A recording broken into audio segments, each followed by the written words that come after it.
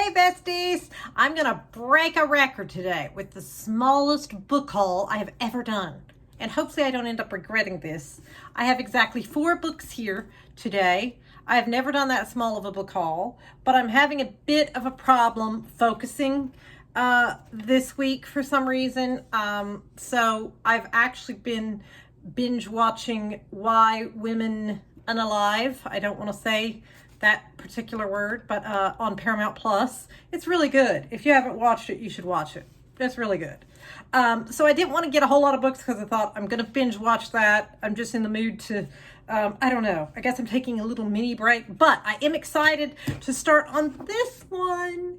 Everybody has been talking about this book, and I finally got my grubby little paws on one.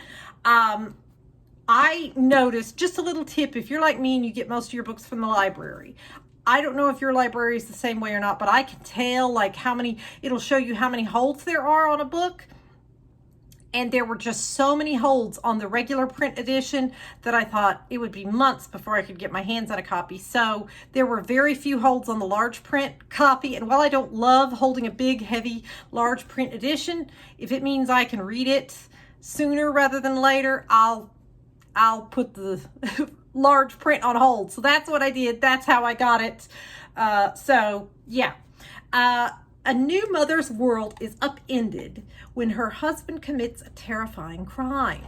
How well does she truly know the man she loves? And what danger does she face if her entire life has been built on a lie? It is June 21st, the longest day of the year, and Camille's life is about to change forever. After months of maternity leave, she will drop her infant daughter off at daycare and return to her job as a literary agent. Finally. But when she wakes, her husband Luke isn't there, and in his place is a cryptic note. Then it starts. Breaking news. There's a hostage situation developing in London. The police arrive and tell her Luke is involved, but he isn't a hostage. Her husband, doubting father, eternal optimist, is the one holding people hostage. What she does next is crucial because only she knows what the note he left behind that morning says. I have seen mixed reviews on this. Some people love it. Some people, I don't think anybody said they hated it, but some people had mixed feelings about it. So I'm anxious to see what I think of it. Then I'm excited to try this book. My friend Elizabeth loaned this to me.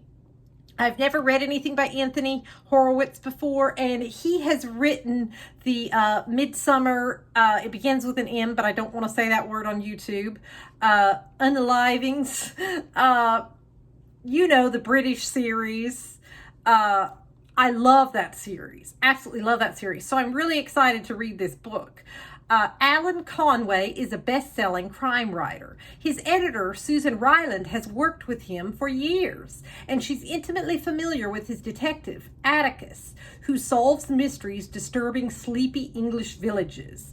Alan's traditional formula pays homage to queens of classic British crime such as Agatha Christie and Dorothy Sayers. It's proved hugely successful, so successful that Susan must continue to put up with his troubling behavior if she wants to keep her job. When Susan receives Alan's latest manuscript, in which Atticus investigates an unaliving in an English manor house, Pye Hall, she has no reason to think it will be any different from the others. There will be dead bodies, a cast of intriguing suspects, plenty of red herrings, and clues. But the more Susan reads, the more she realizes that there's another story hidden in the pages of the manuscript, one of ruthless ambition, jealousy, and greed. And that soon it will lead to unaliving. Sounds very good. Okay, and then we have Pretty Dead Queens, Homecoming Queens by Alexa Donnie. After the death of her mom, 17-year-old Cecilia Ellis goes to live with her estranged grandmother, a celebrated author whose Victorian mansion is as creepy as the unaliving mysteries she writes. On the surface, life is utterly ordinary in the California coastal town until the homecoming queen is unalived. And she's not Seaview's first pretty dead queen. With a copycat unaliver on the loose, Cecilia throws herself into the investigation, determined to crack the case like the heroines in her grandmother's books. But the more Cecilia digs into the town's secrets, the more she worries that her own mystery might not have a storybook ending. So that sounds good. And then, continuing my little love affair with Carter Wilson. I have loved all of his books so far. So I decided to get The Dead Husband. I'm just going to little along read all of his books.